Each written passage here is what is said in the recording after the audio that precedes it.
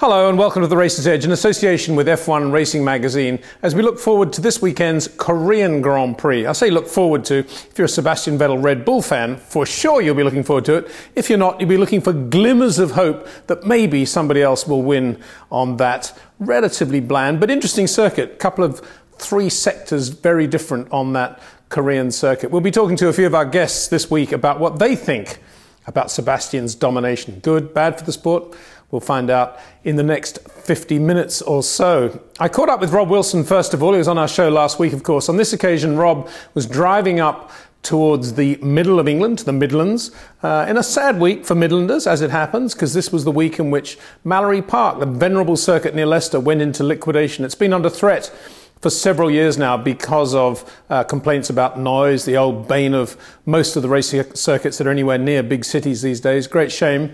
Personally, I've got a lot of fond memories of Mallory. It's the first circuit on which I worked as a journalist when I came over first from Australia to the United Kingdom. Never forget that day. Dave Morgan won the big Formula 2 International in March. Very cold it was, but Dave Morgan set the world on fire with that old Brabham on old Firestones, beating the best from the STP March team. Nicky Lauda was there, Ronnie Peterson. It was a great entry. Yeah, I'll miss Mallory Park.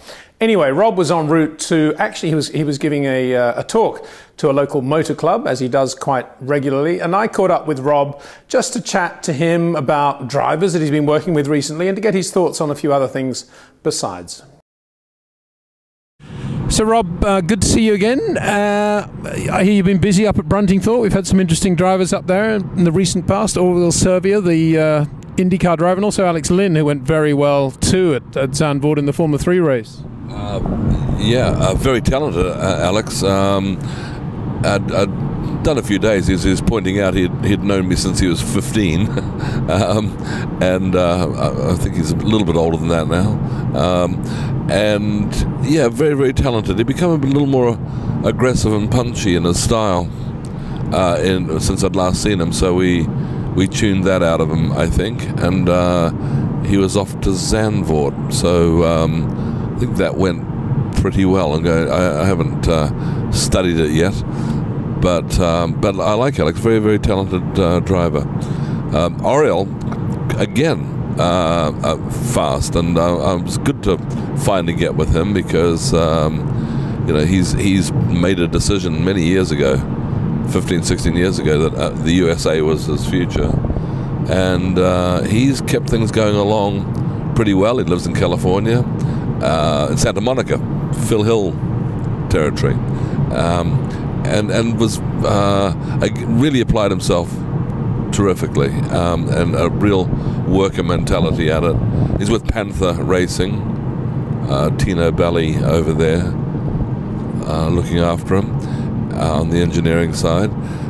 And well, Houston's coming up in a week, I think, this weekend, and so it'll be very interesting to see how he goes, because there's really only that road course race left, or street track.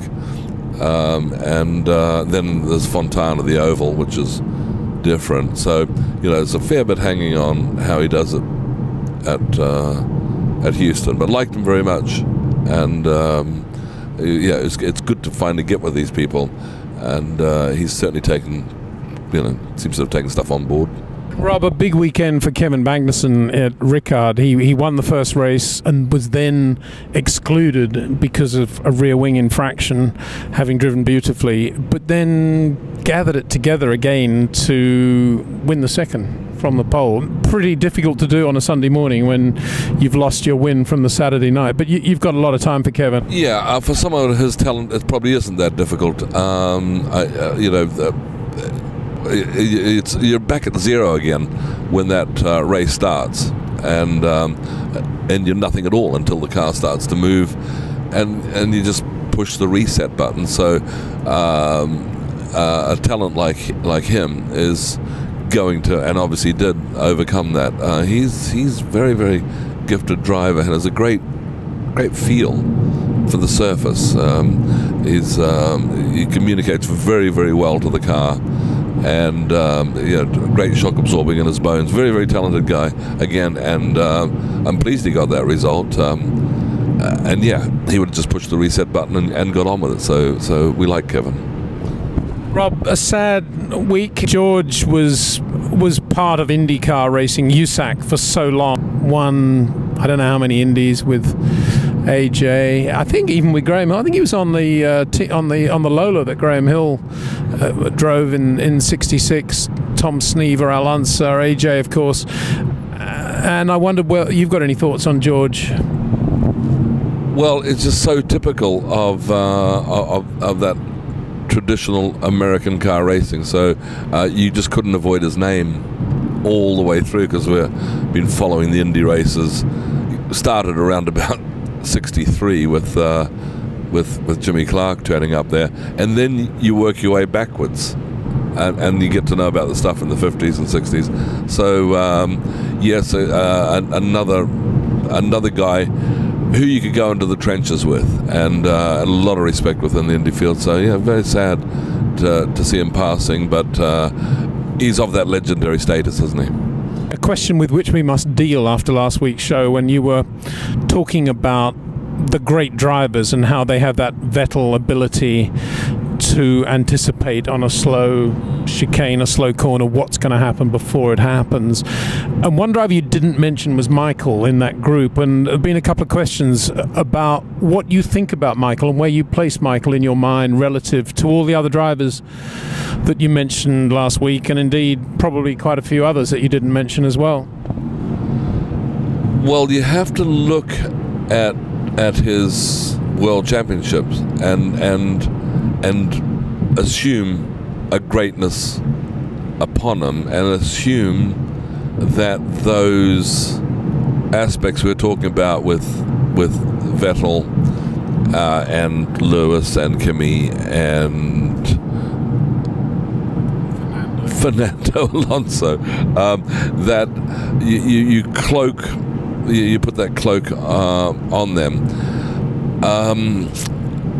I'm not so sure whether Michael wasn't just reactive to those things. I'm sure he was anticipating things, but I always saw him as a slightly more abrupt character that made full use of all the technology that was available, absolutely maximized everything. Now, you'd have to put him there, but he always was a little more German than Sebastian, almost. And slightly squarer. He was, yeah, a little less supple, but you know, it didn't stop him winning the world title 7 times. So you sort of assume a greatness upon him, rather than noticed in what he was doing in the driving, because you know, that was a world championship that was, you know, it was Ross Brawn, it was you know, everything working in his favor. You know, there, and clearly great drive, because we've seen now how quick Nico has been this year with Lewis. So I'm assuming maybe we're just superimposing his sort of personality upon the view of his driving, and that could be wrong, because you know, when I knew Nigel Mansell, obviously same long as you did, and raced against him for years, and he had that sort of hard charging, attacking style about him and that imagery. But when I spent time with him, and you know, we did one of the road car things in '93 when he went over to America, spent some time at Road America in a road car, and the suppleness in Nigel's driving, you know, was superb. It was his again, a bit like Magnussen, his connection with the surface was not only excellent, it was, and my fault I guess, surprisingly excellent, you know, and it's quite possible that was occurring with Michael as well, and we're being a little unfair. Changing the subject a little bit, Esteban Gutierrez, who we've had on the show already, he has gone very well in the wet right from the start of his Formula One career at Sauber this year. He's had a lot of criticism as well. He hasn't in any way looked as good as Nico Hülkenberg on a regular basis, but there have been flashes of it. But at Singapore, he really started to dance with the music, I think. And one man behind the scenes at Sauber now is Tom McCulloch. I know you have a lot of time for him as well. Yeah, that was a pleasing result. Gutierrez is very, very new still, so we don't know how deep that goes yet. I mean, it's very difficult. He's very young and he's very new, and so excellent to see that, at least that qualifying performance. It went a bit wrong in the race, and also very difficult up against Nico Hulkenberg to, because Hulkenberg is an obvious and true talent with a few years more experience than Gutierrez. So it was pleasing to see, but it was as pleasing because I know how much Tom McCullough has been working on the underlying the pyramid build within that team on an engineering basis. So it was very nice to see, and well deserved, I think, much for Tom McCullough as it was for Gutierrez. Rob Wilson, always good to catch up with Rob on a regular basis. He has, I think in the last week, he's had dinner with Adrian Newey, a couple of other drivers, the McLaren people. This guy is a lot more to Rob Wilson than most of the Formula One world actually understands, I think. Anyway, he referred to that Zandvoort Formula 3 race, and Alex Lynn went very well there, as we just mentioned. But the man who was the star yet again, we've had him on the show before, was Felix Rosenqvist. He won 2 of the 3 races, had a podium finish in the other. This guy is not only brilliant at Zandvoort, I think he's brilliant in general. And that's why I've got him on the show again. I wanted to talk to him because he's dead cool, very talented, and amazingly, amongst a lot of these young hotshots, he doesn't actually have any sort of ties with any existing Formula One teams at all at the moment. And he doesn't seem at all worried about it either. Very, very confident, very calm. Felix Rosenqvist. Felix, congratulations on more wins at Zandvoort. Just amazing. Well, I'm blown away actually by how good you are, not only there, but how well you're doing. But just tell us, when you go back to Zandvoort now, I suppose inevitably there's massive expectation around you now amongst the team from Mucca and everyone else that you're always going to do well. What was it like going back there yet again with that level of expectation? I think I'm probably the one who feels the least of pressure. It's I just see it as another race, really. And I think, as you said, the team and everyone around has quite a lot of pressure. And also I get a lot of questions about the championship all the time, that you have to do well, blah, blah, blah. But honestly, when I'm in the car, I don't think about it. And I just drive like a normal weekend. And it just made me feel better that it was just Zandvoort, which is probably my favorite track that we had this weekend. So I think everything was just really good for the weekend, and I didn't really feel any pressure, to be honest.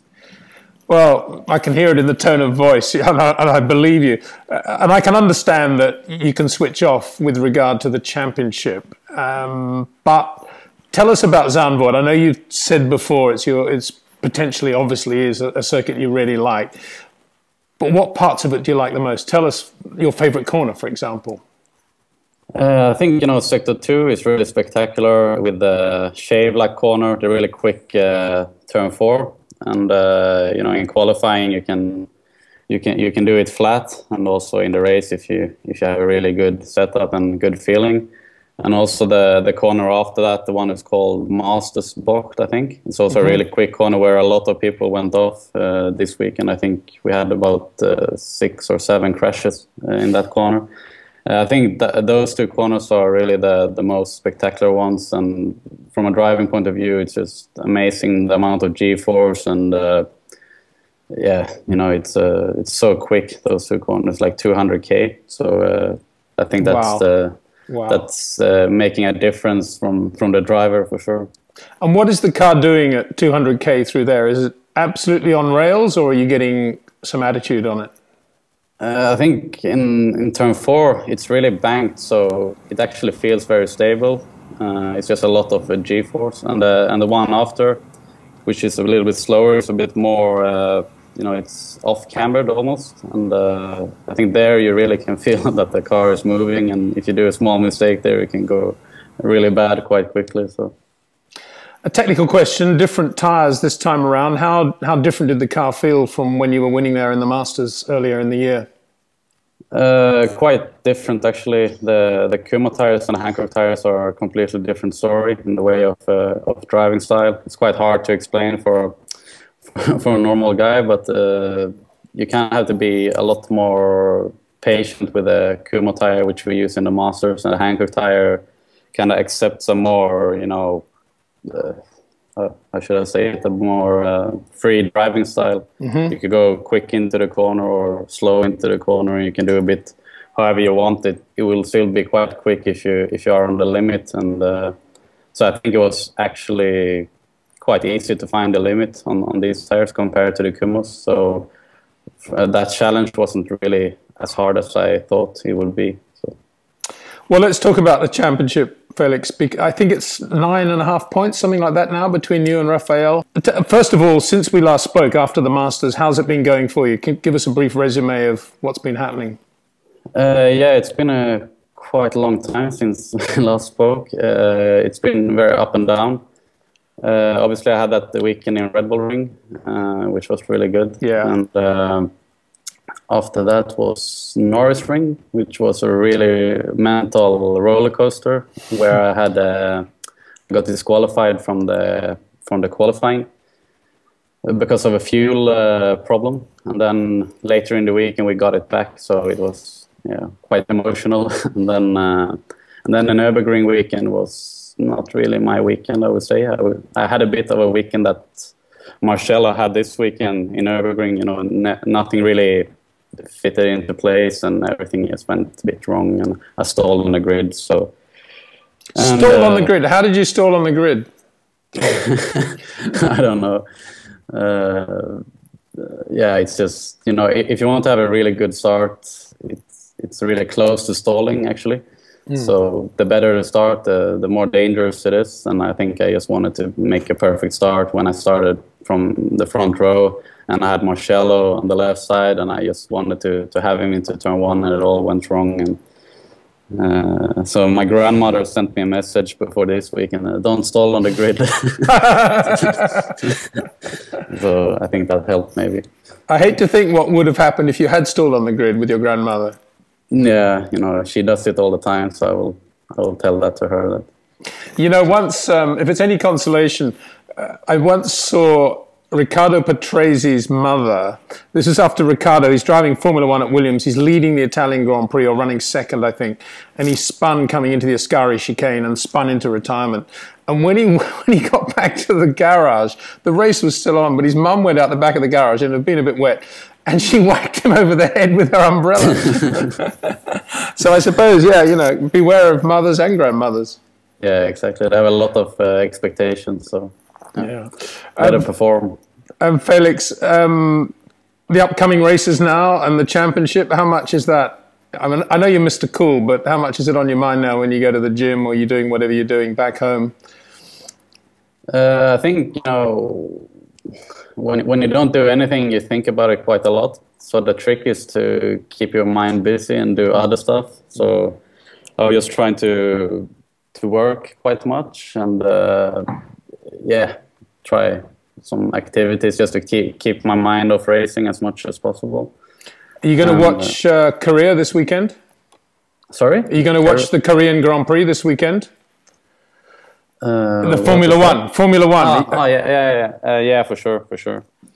Of course. I think I watched every race this season. So, what do you think about Sebastian Vettel's domination at the moment? Do you find that interesting to watch, or do you think it's quite boring? You know, I have to be honest, it's quite boring to watch.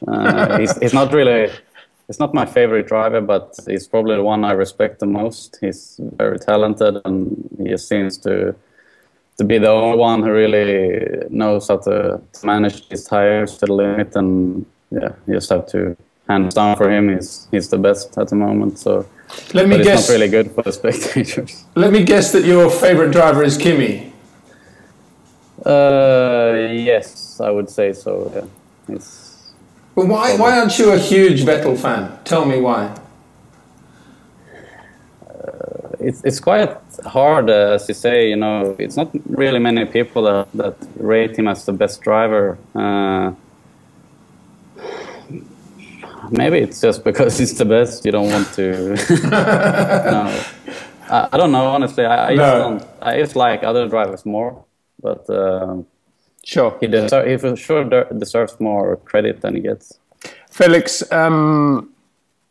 next year, I know you're not thinking about it, but how's it going for you? Have you got any sort of associations going that give you momentum now into 2014?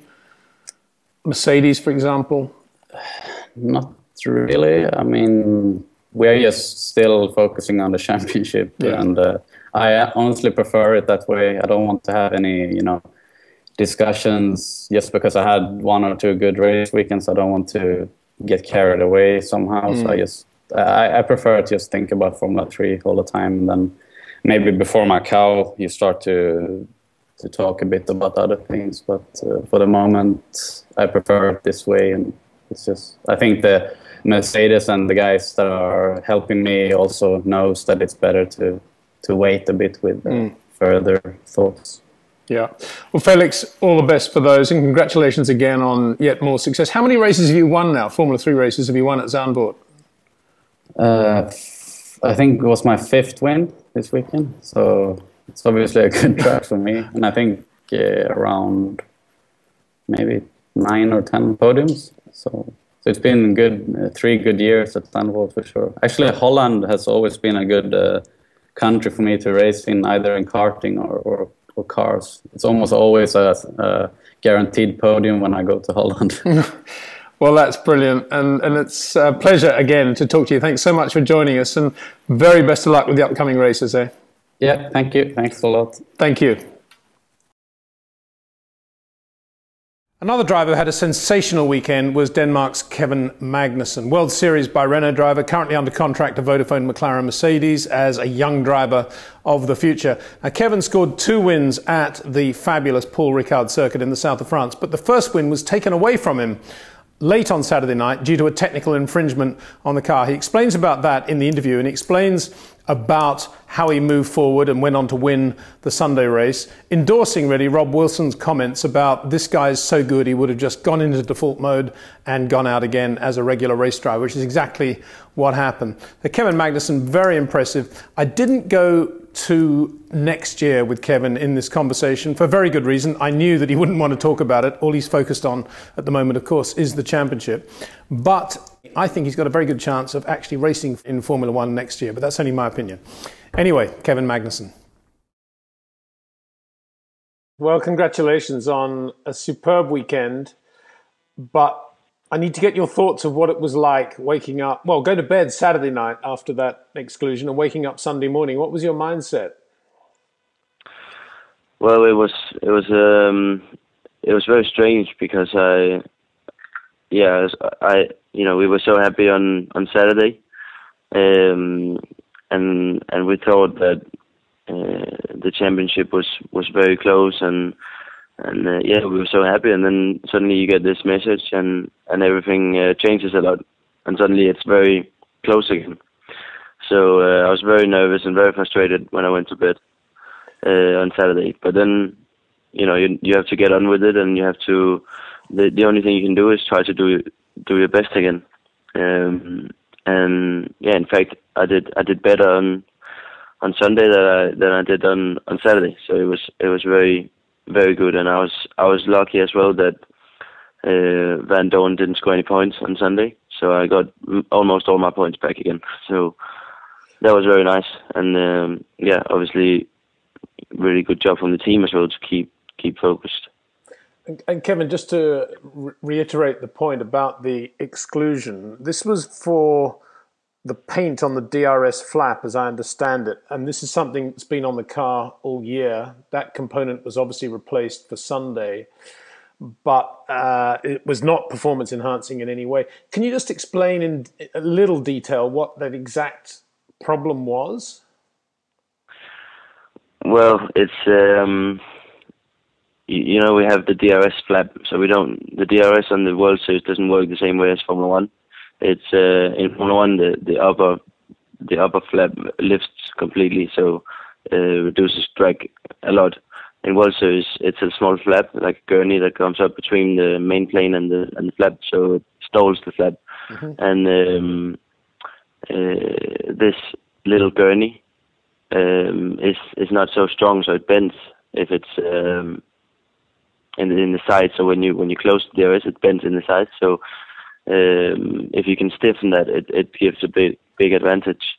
But obviously, the regulation says that you cannot modify it. So we didn't do that, but we tried to paint it instead of putting a sticker on it. We tried to paint it, so maybe it would it would stiffen it a little bit. Yes. And they judged that there was too much paint, so it changed they judged that there was a modification, or they said we had changed the shape of the thing. But I don't really understand the full thing, but I know that it didn't give us any big advantage, and I mean, there's nothing to say about it. It's they make the rules, and if they judge that it's not legal, then it's not legal. But again, just to clarify, that setup that you have with that paint is something that, in your understanding, and indeed the understanding of the team DAMS, was approved by the organisers and by the scrutineers at the start of the year. There's nothing different now than at the start, by race 1 in Ricard. No, I mean, the sad thing about being disqualified because of something like that is that some people might think that we've been trying to cheat deliberately, but we haven't done that. We've asked for permission. In fact, we've told them what we did, and they've not reacted to it. Then suddenly they decide to check the DRS flap and disqualify us for that, for something that we told them that we did. So it's a bit strange, but it's not. I can't dwell on that. I need, no, exactly. I'm well, now.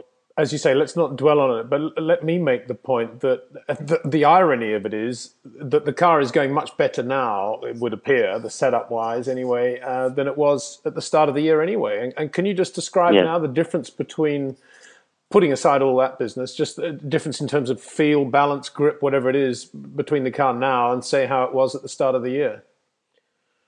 Well, it's obviously changed a little bit as I got to know the car a little bit better. I got to know myself a little bit better.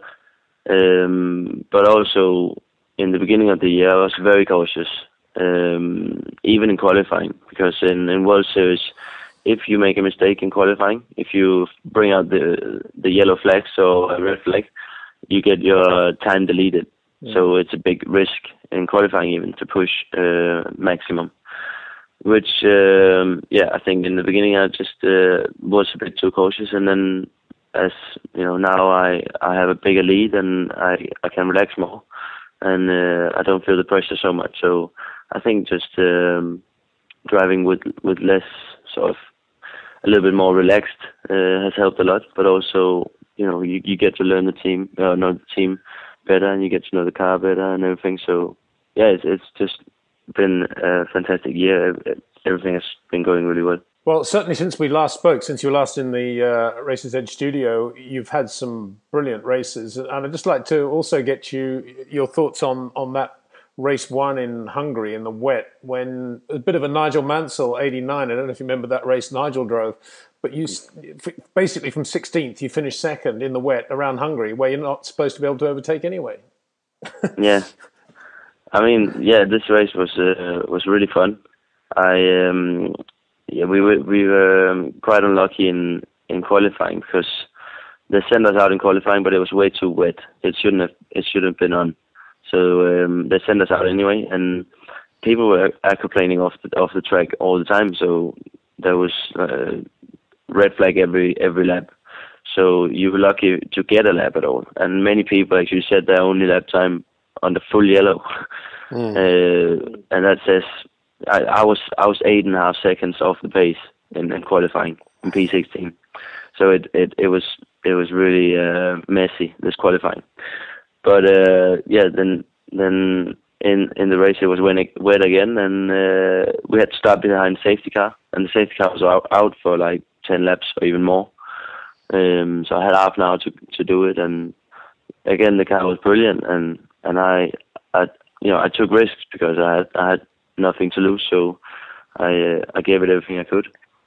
And where were you doing your passing? Was there a specific place, or was it all over the place, on the outside? What sort of lines were you using as well in the wet?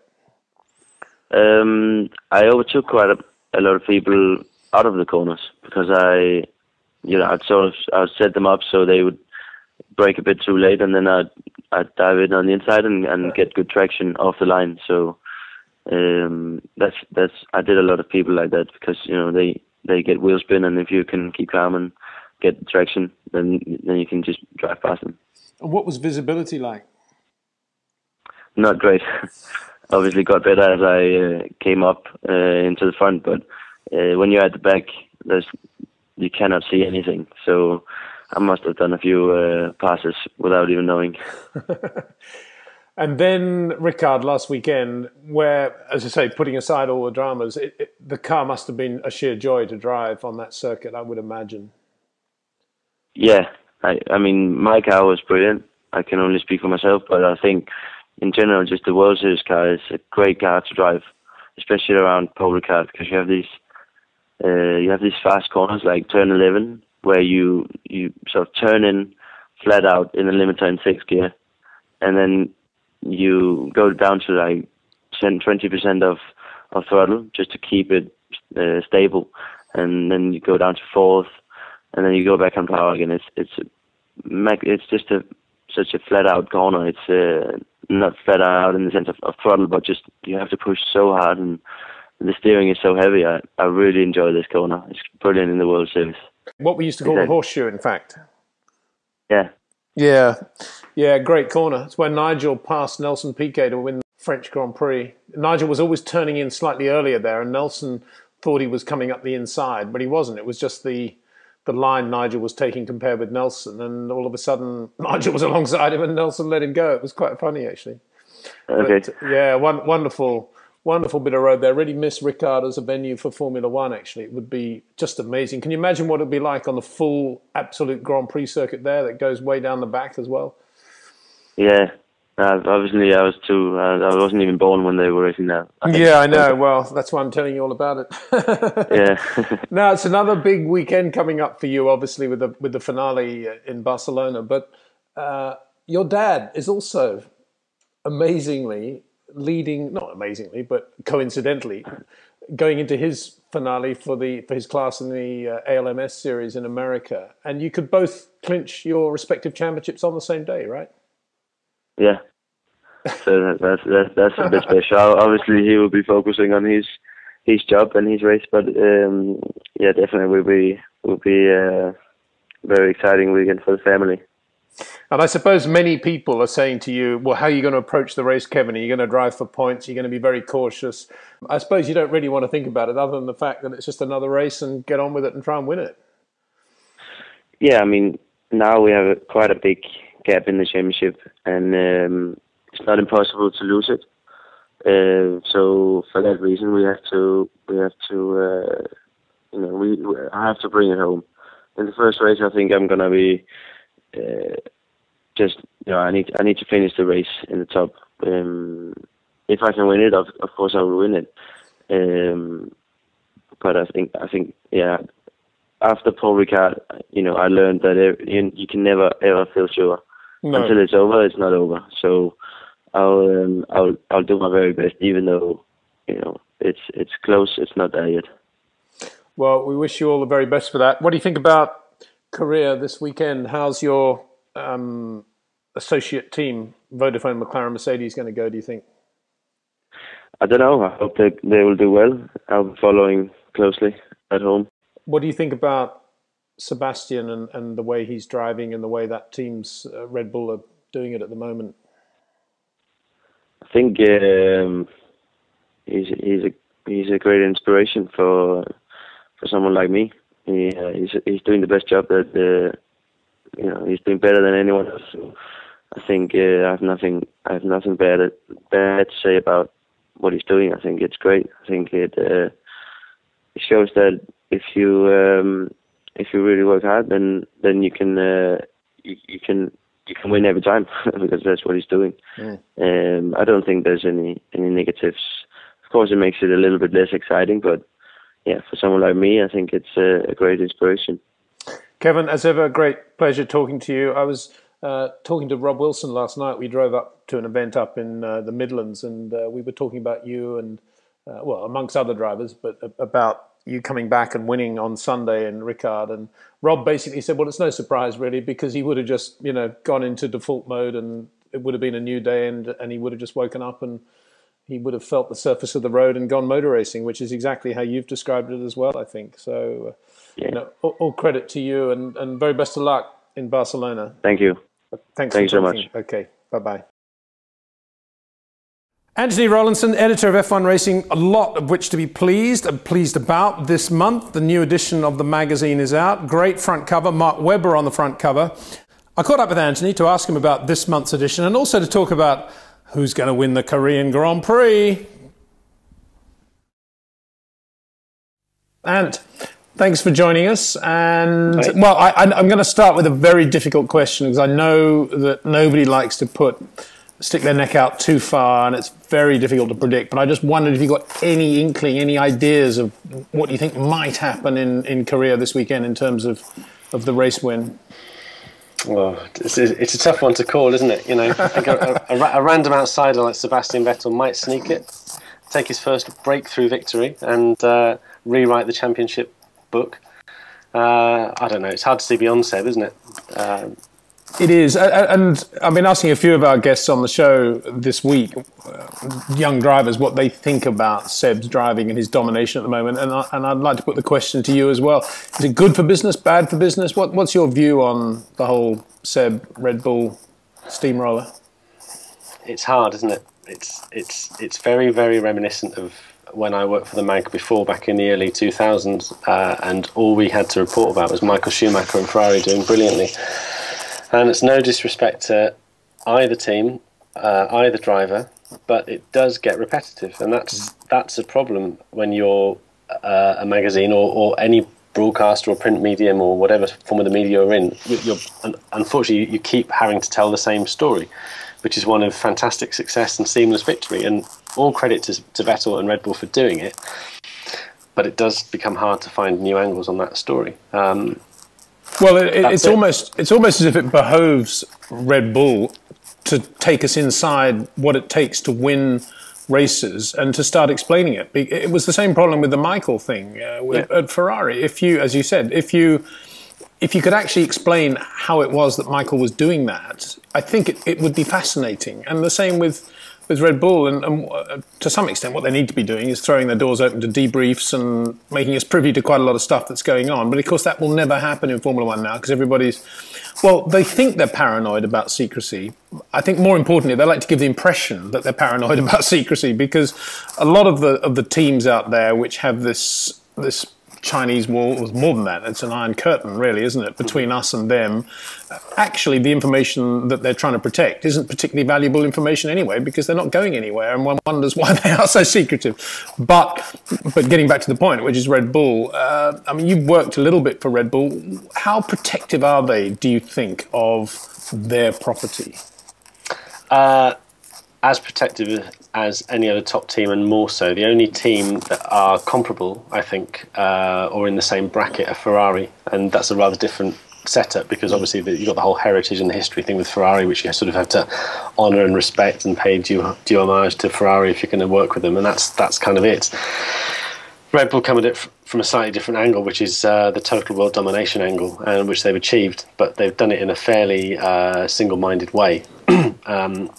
And again, I say this without wishing, I'm not critical of Red Bull. I think they've done an amazing job, and I think in a lot of ways they've contributed a lot to the sport that wasn't there before. They own two teams, both of which would have gone under if they hadn't bought them back in 04 and 05, which people tend to forget.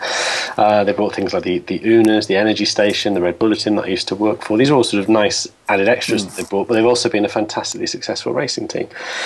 I'm not really answering your question, really. I'm just talking about... Well, but you are, because it's not really a question, it's more a discussion point, and it is a hot topic at the moment, because I think quite a lot of people, particularly in the media, are quite nervous about how we're going to keep the fire burning in the 2013 championship, and how we're going to keep this thing potentially being as watchable as it has been up until this point. I think I mean, in my head, I've sort of written off 2013 already as a championship spectacle. I think there might be some interesting twists, one or two. I think, I mean, Kimi showed last year, just threw in a race win at Abu Dhabi. I think we'd be wrong to write off Mercedes because they've got so much resource and such a strong driver lineup. I think they could spring a surprise. But I'm looking more to 2014, massive regulation change, which actually might well favour Adrian Newey once again. But I think what we'll see, I believe, is three super teams emerging, which those being Ferrari, Mercedes and Red Bull. I don't think McLaren are going to be in a position to occupy that group until 15 with the Honda deal. But I think next year, potentially, we've got three super teams which could slug things out pretty hard. I think Mercedes are very, very serious about the way they're going racing. Ferrari, obviously a Ferrari. Amazing driver lineup next year. Off behind the scenes, they've got James Allison and the head of aero, whose name escapes him for a minute. They're taken from Lotus. You know, everything seems to be in place. Reset, wind tunnel. So I think we've got three very strong camps emerging for next year. Dirk De Beer, of course, that engineer leaving Lotus for Ferrari. And let's start on this month's edition of F1 Racing, which arrived in my post box yesterday. Terrific. Thank you very much. Yeah, quite a big call, I think, for you as an editor to lead with the Why I Quit story with Mark Webber, because when you're planning, when did you actually plan this issue? How far ahead are you thinking? Because you have to anticipate what people are going to want to read about in October. As it's turned out, I think it's a really good bit of timing. Thanks. You were involved in it, as you know. Well, no, I wasn't at all. None of that. None of that was me.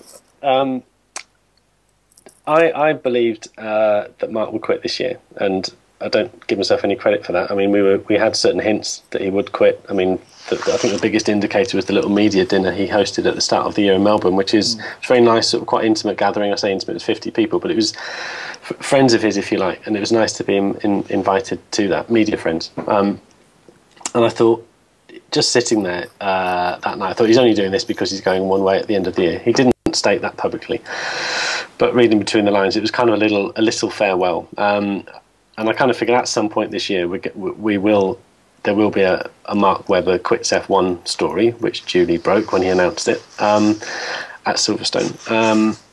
And I'd spoken to Mark's partner, Anne Neal, who's also his business manager, since the start of the year, and even before, actually, on the basis of if Mark ever does go, we'd love to be in the magazine that does the interview about Mark's career and why he's leaving. And that duly came together with a little bit of pushing on timing, because it kind of, October was the moment for it, really, in terms of where it was in the season. Because if we'd left it any longer, its currency would have become devalued, if you like, because he'd just be the guy that's gone from F1. But I thought it was really interesting to try and do it while he's still racing, because he's still absolutely a guy who could win a race, could win this weekend for all we know if he gets on top of Seb.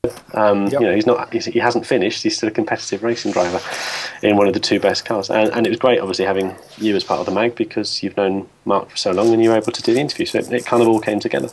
Well, thanks for asking me to do that. It was a lot of fun. Of course, Mark, this weekend, starting with that 10-place grid penalty, which, I mean, what are your thoughts on that? And I haven't actually asked you about that. What you thought about that, getting the ride back from Fernando, and then the rationale behind the reprimands, i.e. that it was a pretty dodgy place for Fernando to stop, and it could have ended in tears. Yeah. I can't really say this word on a live broadcast, but I've got no truck with it at all. I thought it was absolute rubbish, and I'm a little bit disappointed actually that Derek Warwick, who's a straight talking guy, driver steward, has taken lifts himself in the past, actually didn't let it ride. I thought it was a sort of reasonably spontaneous, well, an extremely spontaneous moment between two drivers who like and respect each other, and the idea that Nico Rosberg couldn't take avoiding action, or that Lewis Hamilton couldn't take avoiding action on a warm down lap, I find ludicrous. I think actually probably what skewed the whole situation that weekend was what happened in the GP2 race the day before. We had a crash on the slowing down lap, so the stewards were probably a little bit sensitised to anything that wasn't 100% squeaky clean. But even so, I don't think it sent out a good message for F1 actually, just to slam a driver like that.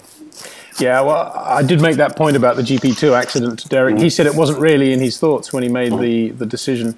I'm kind of down the middle, I have to say. I think the actual business of sitting on the car is brilliant. I do think that given what happened in the GP2 race, actually the place in which Mark chose to stop Fernando, or indeed Fernando chose to stop, was slightly dubious because we know how stewards are going to react, particularly 24 hours after an accident like that. That was my only thought. But yeah, I mean, point well taken by you. Just continuing on the Mark theme, one section of the magazine that I really love were those pictures you've taken from the past of photo shoots Mark has done for F1 racing. It's amazing, actually, how many he's done, and it's amazing how compliant he's been with a lot of the requests. Yeah, I mean, on many levels we'll miss him, because he has actually been, he's always been very good with the media, as you know, and particular media that he knows won't give him a hard time, which we never really have, because we've always been fans, if you like, of Mark, and he's always been good to us, and we have done some great things with him over more than a decade, and he literally did stand on his head for F1 racing, as we showed in the mag. So yeah, he'll be missed in many ways, and I think people are going to only realise how much they miss him next year, because he's always been a voice of sanity in the paddock apart from anything else. He's been like a go-to sane bloke, and it's a shame he's not going to be there anymore. Maybe we'll have to change the title of the magazine to F1 Racing plus Porsche Sports Cars. Yeah, it would slightly fall outside our remit, but I think he's going to have a great time doing that. He's going to love it. All credit to him. I think he's stopping at just the right time. He's got plenty of gas left in the tank. It can't be easy having your ass kicked by Seb Vettel every other fortnight. I think he's doing absolutely the right thing. I love that selfie of Fernando Alonso's on the podium at Monza. Tell us about that. I think that is actually the best bit of this month's magazine. If you haven't bought it yet, folks out there, you need to get it just for this one photograph taken by Fernando Alonso of himself. Yeah, it's a good, fun little story, this, actually, which we only told in short in the magazine, but there's a bit of background to it, which is either last year or the year before, Fernando grabbed a film camera on the podium and started filming himself, which everybody saw. Bit of fun. Our photographer, Lorenzo Belanca, who's worked for the magazine for a long time, well known in the paddock, works for Ferrari as well on a commercial basis, said to Fernando before Monza this year, if you get a podium finish, I'd like you to take a shot from the podium, because that is a unique position that a photographer can't get. Very few people get to stand on the podium at the end of the race and see that sort of sea of humanity on the Monza main straight. Fernando said no. He said, I don't want to take a camera before the race because it'll jinx me. If I take your camera, assuming I'll finish on the podium, I'll retire on that too. So he said no. So Lorenzo, momentarily scuppered, but being a good, resourceful Sicilian boy as he is, he ran down to Parc Fermé after the race when Fernando had finished second, so obviously he's in good mood. Shouted to Fernando, "Oi, Fernando! Take my iPhone," which Fernando duly did, being in a good mood, having finished second. And on Lorenzo's brief, was just going to take a shot from the podium, which would have been good in itself, but did even better actually, and held the camera up and took this brilliant selfie of himself, obviously, with this massed thousands and thousands of Italian tifosi from the podium, and it is a brilliant picture. On a pure quality basis, it's not the best we've ever published, but we normally have like 88 gig photos that go in that section. It's probably a 5 gig photo, or whatever it is, 5 meg. But the subject matter makes it actually unique. I've never seen a picture like that before, and that's why we chose to run it. And Fernando loved it, which is a happy bonus. Yeah, it's just brilliant. And to Fernando's credit, he's actually nicely framed the photograph as well. He's done a great job. Yeah, because it would be quite easy in the frenzy of that situation to just sort of do that and maybe cut a little bit out. But he's got it absolutely perfect, which says something about the man. I love, just finally, Anthony, I love the feature on the 3 engineers, particularly the photographs of the engineers. Looked as if that's typical attention to detail, because it would have been fairly simple just to put in standard photographs taken wherever, but you've looks like some studio shots there. Yeah, credit should go then to our very, very talented behind-the-scenes art editor, Frank Foster, who is the man who makes the mag look as good as it does. It was his idea just to take 3 probably fairly standard images and give them some Photoshop treatment and get that black and white feel and get all the toning correct and that sort of slightly grainy image we've got, and just put that idea together. Well, again, good job on the mag this month. It's a good read. If you haven't bought it yet, F1 Racing out now. Mark Webber on the front cover and lots more inside. Murray Walker's 90. I just can't believe that, Anthony. I cannot believe that Murray is 90. Brilliant for him. And in the same week we mentioned with Rob Wilson, sadly, we lost George Vignotti in his 90s, the famous American crew chief. But live that long, brilliant. Celebrate the life. Okay, Ant, good to talk to you, and I hope you really enjoy the Korean Grand Prix this weekend. I know it'll be a nail-biter, and we'll talk again next week or very soon. I reckon he might get a twist in the tail. It's too easy for Seb at the moment. Something's got to give. Well, you're right. We're due for something, aren't we? And it has happened to him before in Korea, let's face it. So anything could happen. And with Mark with that 10 placer, it could be an open race. Could be. Let's hope so. I don't want to wish any ill on anybody, but it could be a good race. Thanks for talking. No problem. Before we close this edition of The Racer's Edge, remember that on my website, peterwindsor.com, we are following, as they happen, Jim Clark's races in that momentous 1963 season 50 years ago when he won his first World Championship and finished second in the Indianapolis 500. He's just won the Snetterton 3-hour race, and next on the agenda this weekend, the American Grand Prix. But think about this, and I've only really appreciated this since I've started studying his calendar very closely. Basically, his calendar went Alton Park, Trenton 200 in New Jersey, free weekend, US Grand Prix, Riverside Sports Car Race, Laguna Seca Sports Car Race, both in California, and then Mexican Grand Prix. Now, you would have thought that Jim, in that free weekend after Trenton, particularly as he'd rushed out from Alton Park to do Trenton, you would have thought that he would perhaps test the Lotus 23 or the Lotus 19 he was going to be driving for the Arciero brothers in California, or maybe just taken a weekend off. No, he flew back to England to do the Snetterton 3-hour race, sponsored by Autosport magazine, has to be said, which he won. It was a Norman Racing Lotus 23B. And he also had his first outing happened at Alton Park, where he practiced the Lotus Cortina, didn't race it. But his first race in a factory Lotus Cortina at Snetterton, won his class, didn't win overall, because the overall victory went to Jack Brabham in the Alan Brown Galaxy. They were the days.